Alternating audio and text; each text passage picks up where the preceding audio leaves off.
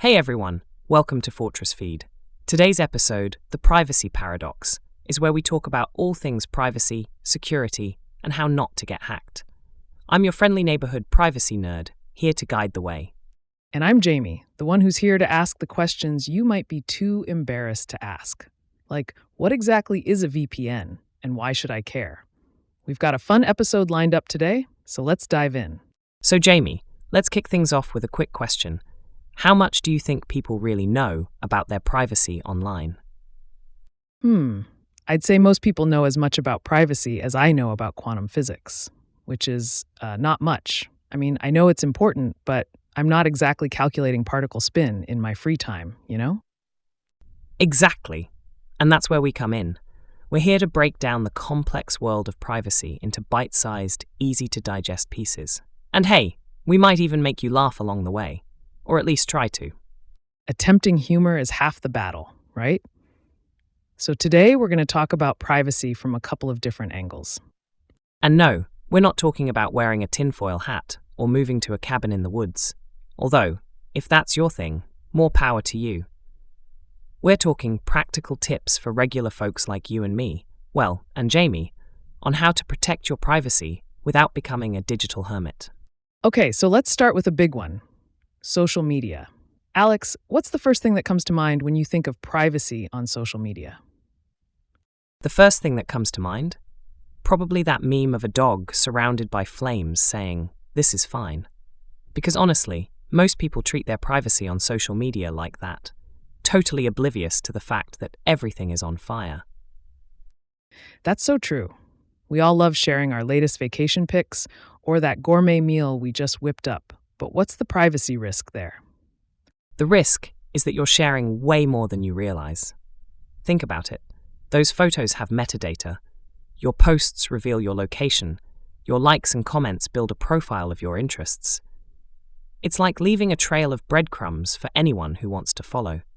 So basically, every time I post a picture of my avocado toast, I'm also telling the world where I live, what time I eat breakfast, and that I'm probably too obsessed with avocados. Exactly.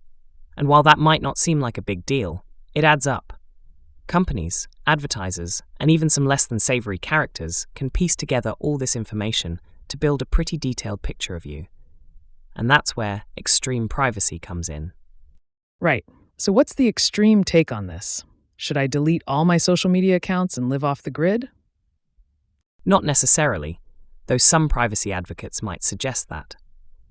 But a more balanced approach is to be mindful of what you share and who you're sharing it with.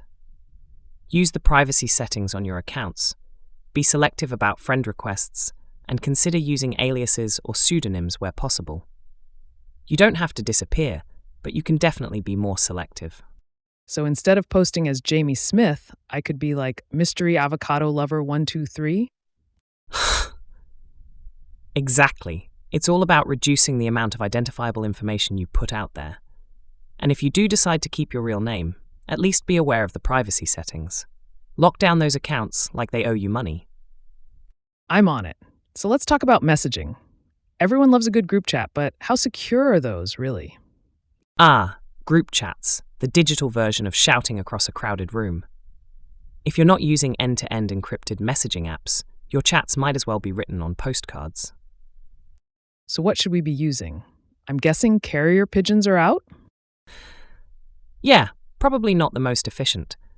But apps like Signal or WhatsApp, which offer end-to-end encryption, are great options. They make sure that only the people in the conversation can read the messages. No eavesdropping allowed.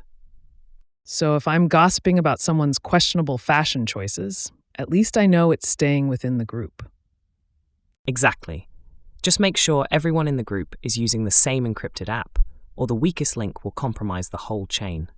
And for really sensitive stuff, like, say, planning a surprise party for your best friend, consider using disappearing messages. That way, once the party's over, the evidence is gone too. That's awesome. But what about our good old friend email? It's been around forever, but is it still safe? Email is like the grandpa of communication. Reliable, but not exactly cutting edge when it comes to security.